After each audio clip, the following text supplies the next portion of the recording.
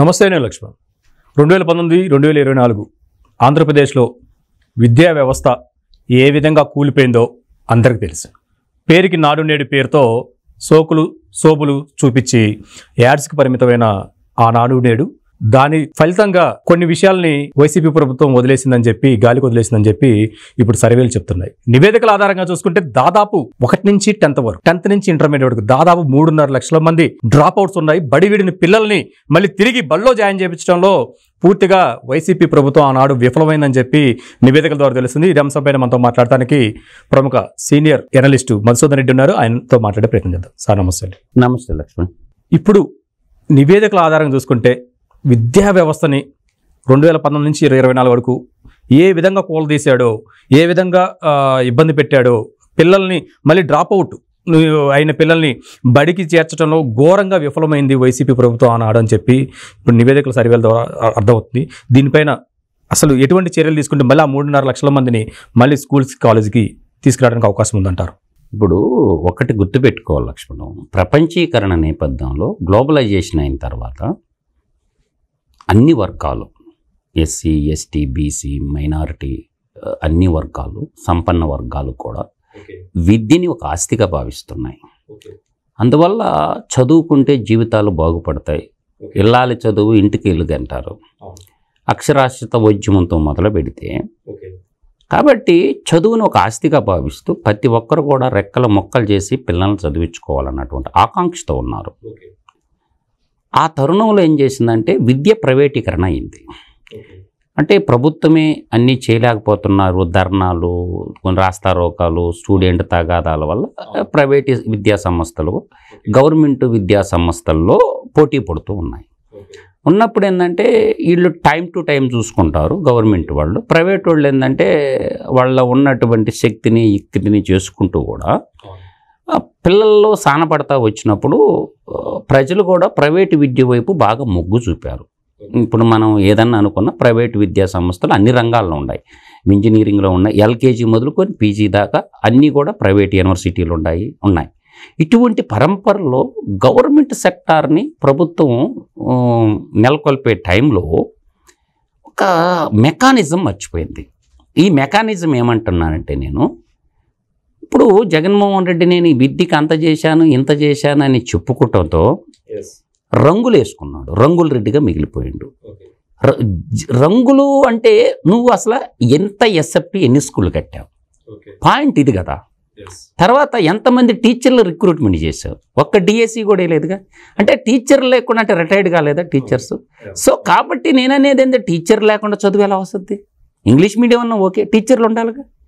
తర్వాత రకరకాల విషప్రయోగాలు చేసి సిబిఎస్ఈ గైడ్లైన్స్ తెలుసుకోకుండా సిబిఎస్ఈ సిలబస్ పెట్టేసి దానికి మార్కులు ఎలా ఉంటాయి, దానికి వెయిటేజ్ ఎలా ఇస్తారు, ల్యాబ్లు ఎంత ఉండాలా, ఇవన్నీ అవగాహన లోపంతో చేసి రంగుల రెడ్డిగా మిగిలిపోయి రంగుల రాట్నం చూపించాడు అందరికీ. నేను అనే పాయింట్, బడి మానేశారు, ప్రభుత్వ బడి మానేశారు, కాకి లెక్కలు దొంగ లెక్కలు. ఈ లెక్క నేను చెప్తాను నీకు. నేను అనేది ఏంటంటే 10th క్లాస్లో పిల్లలు 2,02,791 మంది పిల్లలు చదువుకు దూరమైనట్లు ఇప్పుడు వచ్చినటువంటి ఎన్డీఏ కూటమి గవర్నమెంట్ గుర్తించింది.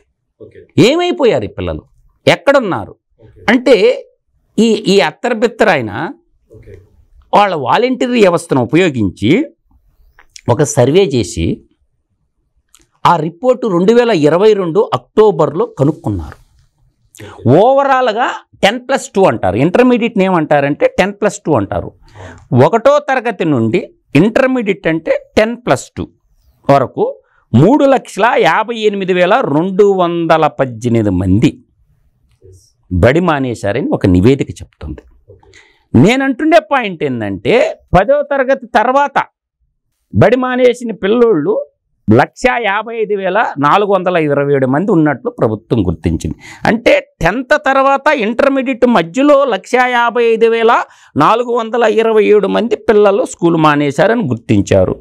తర్వాత నేనేమంటున్నాడు, 1వ తరగతి నుంచి 10వ తరగతి మధ్యలో 2,02,791 మంది ఉన్నారు. వాళ్ళకు ఒక నివేదిక వచ్చింది, వైసీపీ ప్రభుత్వంలో ఉండే ఒక నివేదిక తీస్తే ఆ నివేదిక 2022 అక్టోబర్లో 1,73,416 మంది బడి మానేసినట్టు వాళ్ళ ప్రభుత్వంలో తేలింది. దాన్ని ఏం చేశారంటే వాలంటీర్లు పెట్టి మ్యానిపులేట్ చేసి కేంద్ర ప్రభుత్వానికి తప్పుడు నివేదిక ఇచ్చారు. అంటే నా ఉద్దేశంలో ఈ అమ్మ ఒడి అనే దాని మీద ఒక స్కామ్ జరిగిందని నాకు అర్థమవుతుంది.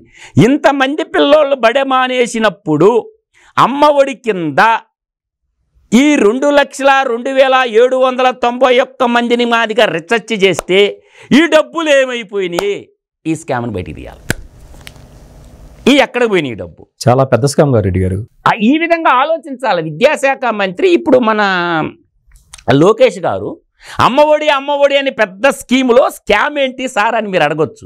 నేను అంటుండా ఈ 1,73,416 మంది అక్టోబర్లో 2022లోనే మానేసిన అన్నారు కదా, వీళ్ళకి అమ్మఒడి ఖాతాలో డబ్బులు పడ్డాయా లేదా, అంటే బడికి బాని పిల్లలకు కూడా అమ్మఒడి ఇచ్చారా, ఈ డబ్బులు ఏమైపోయినాయి అని కానీ రీసెర్చ్ చేసి విజిలెన్స్ ఎంక్వైరీ కానీ వేస్తే అమ్మఒడి భాగోతం కూడా బయటకు వస్తుంది. ఇచ్చారా లేదా, అంటే బడికి బాని పిల్లలకు కూడా అమ్మఒడి ఇచ్చారా, ఇది కూడా తేటతెల్లం అవుతుందిగా. ఆ రిపోర్టే తీసుకొని వాళ్ళ బ్యాంక్ అకౌంట్లు క్రాస్ చెక్ చేసి ఆధార్ క్రాస్ వెళ్తే ఈ దొంగలందరూ బయటకు వచ్చేస్తారనమాట. ఒక్క స్కూల్ నిర్మాణం చేయకుండా ఒక హై స్కూల్ ఆయన 5 ఏళ్ల పరిధిలో నేను కట్టిన స్కూల్ చెప్పమనండి ఒకటి. ఇప్పుడు 5 ఏళ్ల పీరియడ్లో ఎక్కడన్నా ఒక హై స్కూల్ కట్టాడా, ఒక బీసీ వెల్ఫేర్ స్కూల్ కట్టాడా? నేను అనేది ఏదన్నా కానీ ఎస్సీ ఎస్టీలకు సంబంధించినటువంటి గురుకులాలు కట్టారా? ఇప్పుడు వాళ్ళ నాన్న ఉన్నప్పుడైనా model school, AP model school కట్టారు కొన్ని. ఇతను కట్టింది ఎక్కడ, ఏ మండలంలో కట్టాడా? నాకు ఒక మండలం పేరు చెప్పమానండి. ఒక నూతన స్కూల్ వచ్చిందా?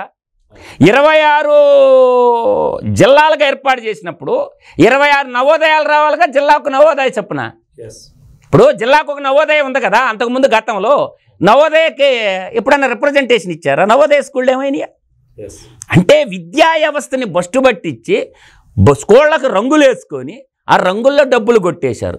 ట్యాబులు ఇచ్చి ఆ కంటెంట్ ముసుగులో 700 కోట్ల రూపాయలు బైజూసోడికి దోచిపెట్టారు. అంటే బైజూస్ అనేవాడు ఒక ట్యూషన్ కంపెనీ, వాడికి ఎట్టిచ్చారు? ట్యాబ్లు వాడు తయారు చేస్తారా? ట్యాబ్లు ఎవరు తయారు చేస్తారు? శాంసంగ్ వాడు, లెనోవో వాడు, యాపిల్ వాడు, వాళ్ళు తయారు చేస్తారు. అంటే ట్యాబులు తయారు చేసే మ్యానుఫ్యాక్చరింగ్ యూనిట్టే లేనివాడికి ట్యాబులు సప్లై ఇచ్చారు. చూసావా, ఇది కుట్ర కదా, ఇది దోపిడీ కదా. దీన్ని నిగ్గదీల్చాలి. తర్వాత బట్టలు కుట్టేదానికి టైలర్లు లేరా ఆంధ్రప్రదేశ్ రాష్ట్రంలో? ఢిల్లీ ఓడికి ఇవ్వాలా? అంటే ఇక్కడ చెప్పులు యూనిట్లు లేవా? షూలు, సాక్స్లు ఇవన్నీ ఢిల్లీకి ఎందుకు ఇచ్చారు? బ్యాగులు కుట్టలేరా? అంగన్వాడీ టీచర్లకు ఇస్తే బ్యాగులు కుట్టిచ్చిస్తారు కదా, ఎంతో ఉపాధి ఉండేది కదా. అంటే బ్యాగుల సప్లైకి ఢిల్లీ వాడు ఎందుకు? వాడికాడ ఎంత నొక్కేసారు?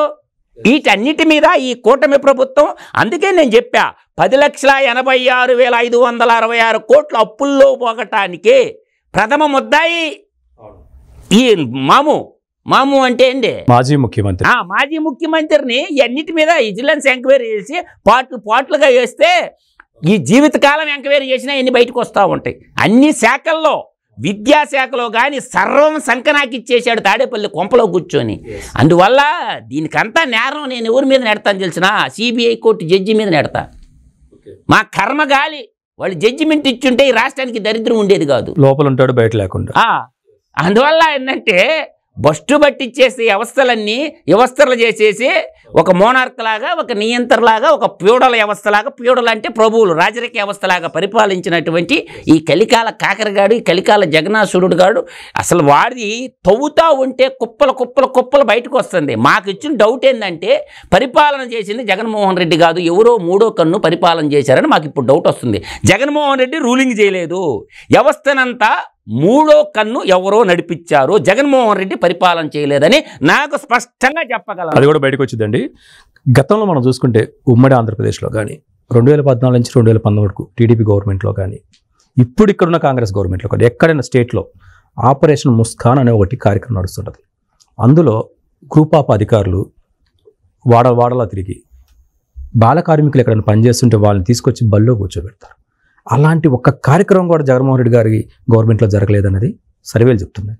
ఎందుకని ఆ విధంగా నిర్లక్ష్యంగా పిల్లల్ని అలా వదిలేయటం? నేననేది ఏంటంటే వ్యవస్థలన్నీ విచ్ఛిన్నమైపోయినప్పుడు కొంతమంది కోటరీ చేరి సాక్షిలో పనిచేసిన జర్నలిస్టులు అందరూ పరిపాలన చేశారు, సాక్షి మీడియానే పరిపాలన చేసింది.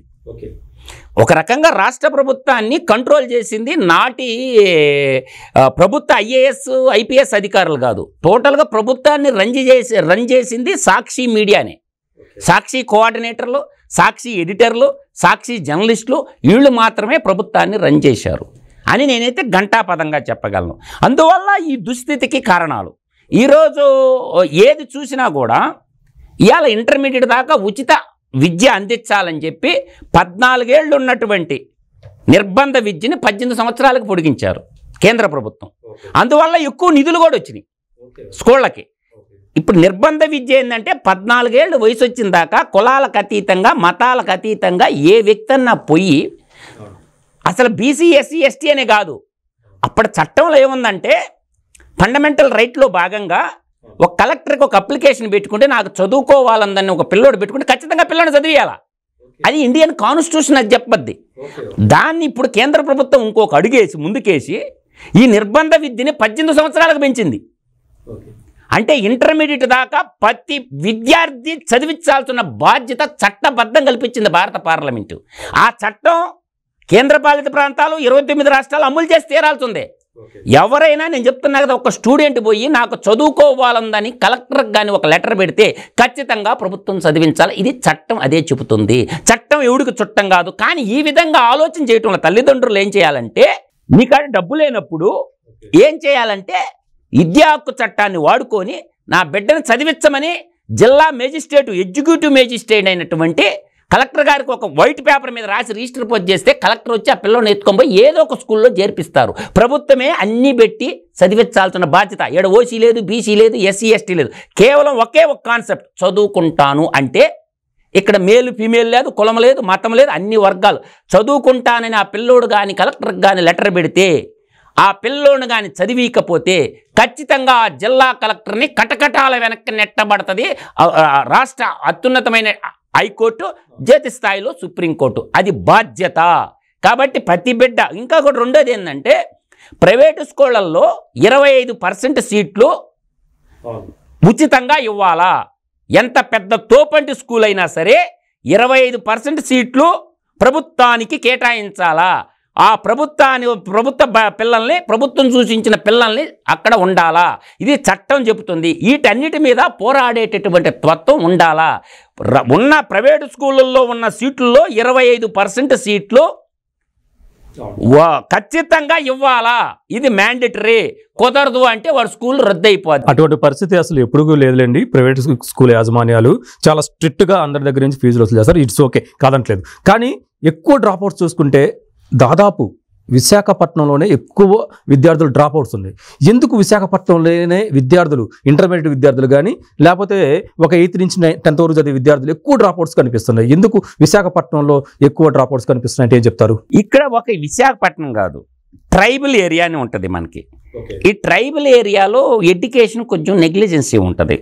దీనికి విశాఖపట్నం అనుకుండాలకే నీకు అరకు, పాడేరు ఆ బెల్ట్ ఏదైతే ఉంటుందో ట్రైబల్ ఏరియా, వాళ్ళకి జీవన భృతే కష్టమైపోద్ది. కాదు అది కాదు, ట్రైబల్ ఏరియా ఉంటుంది. అది ట్రైబల్ ఏరియా ఏంటంటే ఎడ్యుకేషన్ వాల్యూస్ స్పెషల్ డ్రైవ్ పెట్టి, ఇప్పుడు కొన్ని ఉద్యోగాలు ఉంటాయి లక్ష్మణం, సామాజిక పరివర్తనం చెందాలంటే చదువే. దాన్ని ఏం చేయాలంటే ముందు ఆదాయం అనేది ఉంటే, ఆకలేసినోడు దొంగతనం చేయడు, ఆకలేసినోడు చెడ్డ పనులకు పాడు, ఆకలి తీరితే ఏం చేయడు. వాడికి ఏం చేయాలి? ఉపాధి కల్పించాలి. తల్లిదండ్రులకే ఉపాధి లేనప్పుడు బిడ్డను బడికి ఎలా పంపిస్తారు? కాబట్టి తల్లిదండ్రులకు పోషణ లేనప్పుడు ఏం చేయాలా? అప్పుడు ప్రభుత్వాలు ఏం చేయాలంటే, ఇప్పుడు నువ్వు అన్నట్టు గంజాయి పంట ఎందుకు పండిస్తారో తెలుసా? అక్కడ హార్టికల్చర్ డిపార్ట్మెంట్ కానీ అగ్రికల్చర్ డిపార్ట్మెంట్ కానీ యాక్టివ్ రోల్ పోషించదు. వాళ్ళ కష్టపడి పండించిన పంటలకి గిట్టుబాటు ధర రాదు, తీవ్రమైన దోపిడీ జరగద్ది. ప్రభుత్వం ఏం చేయాలంటే ప్రభుత్వమే సేకరించాల. ఒక మ్యాండేటరీ ధర పెట్టి ప్రభుత్వమే సేకరించి, ఎక్కడైతే విజయవాడ, రాజమండ్రి, విశాఖపట్నం టౌను, ఏ కార్పొరేట్ టౌన్లు, గుంటూరు కానీ గిరిజనులు పండించిన వస్తువుల్ని హార్టికల్చర్ కానీ అగ్రికల్చర్ కానీ స్పాట్లోని కొనేసి ఏ రోజుకి ఆ రోజు కొని, ఏపీఎస్సీ ఆర్టీసీ ఉంది కదా, ఈ డొక్కు బస్సులు ఉంటాయి, ఆ ఏపీఎస్సీ ఆర్టీసీ డొక్కు బస్సుల్లో ట్రాన్స్పోర్ట్ తీసుకొని ప్రభుత్వమే కొంటే అగ్రికల్చర్ ఆఫీసర్లు ఉంటారో హార్టికల్చర్ ఆఫీసర్లు కొనేసి ఎక్కడ ఏదైతే ధర ఉందో ఏదో మార్కెట్లో విజయవాడ మార్కెట్లో కూరగాయల మార్కెట్లో ఏ ధర అవుతుందో ఆ ధర కానీ గిరిజనులకు డైరెక్ట్గా కానీ ఇవ్వగలిగితే వాళ్ళు ఈ గంజాయి పంట వైపు పోరు. అంటే వాళ్ళకి ఆదాయం లేక అల్పాదాయం కోసం ఉంటారు. వాళ్ళు పండించిన పంటకి గిట్టుబాటు ధర ప్రభుత్వాలు కల్పించినప్పుడు ప్రభుత్వమే పర్చేసింగ్ చేయాలి. కొన్ని ఏరియాలు సెలెక్ట్ చేసుకోవాలా. ఆదివాసీలు గిరిజన ప్రాంతాల్లో ప్రభుత్వమే మధ్య దళారీ వ్యవస్థని రద్దు చేసేసి ప్రభుత్వమే కొనుగోలు కేంద్రాలు ఏర్పాటు చేసి వాళ్ళు కూరగాయలు పండించినా ఏ పండించినా ఒక సపరేట్ రాష్ట్ర బడ్జెట్లో ఒక నిధి ఆ గిరిజన కొనేసి వాళ్ళకి మిల్క్ కూడా అలాగే ప్రభుత్వమే సేకరించేస్తే వాళ్ళకి పాడి పరిశ్రమని హార్టికల్చర్ కొంచెం నీళ్లు ఇవ్వగలిగినప్పుడు వాళ్ళు సర్వతోముఖాభివృద్ధి విద్య నిర్బంధ విద్య హాస్టల్ కట్టేసి 1వ తరగతి నుంచి ఇంటర్మీడియట్ దాకా ఇంటిగ్రేటెడ్ హాస్టల్ విరివిరిగా కట్టాల. ఎక్కడైతే గిరిజనులు ట్రైబల్ ఏరియాలో ఉన్న దగ్గర అన్ని వసతులతో కలిపినటువంటి ఇంటర్మీడియట్ దాకా బాబు పిల్లోని తీసుకొని పోవటం, నిర్బంధంగా లోపల పెట్టడం, 3 పూట్ల అన్నం పెట్టడం, వాళ్ళకి స్కూళ్ళల్లోని ఉంచేస్తే అప్పుడు తప్పుదారికి పోకుండా సమసమాజ స్థాపన వైపు అడుగులేస్తారు. వాళ్ళకు కూడా ఏంటంటే కొన్ని ప్రత్యేకమైనటువంటి ఇప్పుడు హోంగార్డ్ పోస్టులు తర్వాత మిలిటరీలోను వాటిలో పంపించేసుకుంటే ప్రభుత్వాలు కొన్ని శాఖల్లో జాబ్స్ ఉంటాయి. వాళ్ళకి కేటాయించడం వల్ల ఆదాయ వనరులు పెడితే అడ్డదారులు ఊరు తొక్కరు. కాబట్టి ఆదాయం లేనప్పుడు ఇటువంటి సన్నివేశం దొరకదు. కాబట్టి నేను అనేది ఏంటంటే ప్రభుత్వం కూడా ఆ విధంగా ఆలోచించాలా. ఇంటిగ్రేటెడ్ స్కూళ్ళు కట్టి నిర్బంధ విద్య చదివించినప్పుడు వాళ్ళ జీవితాల్లో వెలుగులు నింటుతాయని మాత్రం నేను చెప్పగలను. ఇది మొత్తానికైతే ప్రభుత్వాలు కూటమి ప్రభుత్వం అయితే ఖచ్చితంగా ఆలోచించాలి. సెంట్రల్ గవర్నమెంట్ కూడా దీన్ని సహకరించాలి. నిర్బంధ విద్యను అమలు చేసి విరివిగా హాస్టల్స్ని స్కూల్స్ని ఎస్టాబ్లిష్ చేసి ఎవరైతే బడి వీడిని పిల్లలు కానీ వీడాలని ఆలోచించి బాల నేరస్తులుగా మారుతున్న పిల్లలను కానీ గుర్తించి వాళ్ళని విద్యకు దూరం చేయకుండా విద్యకు దగ్గర చేయాలని చెప్పి విశ్లేషణ ద్వారా అర్థమవుతుంది. మరొక అంశంతో మళ్ళీ కలుద్దాం.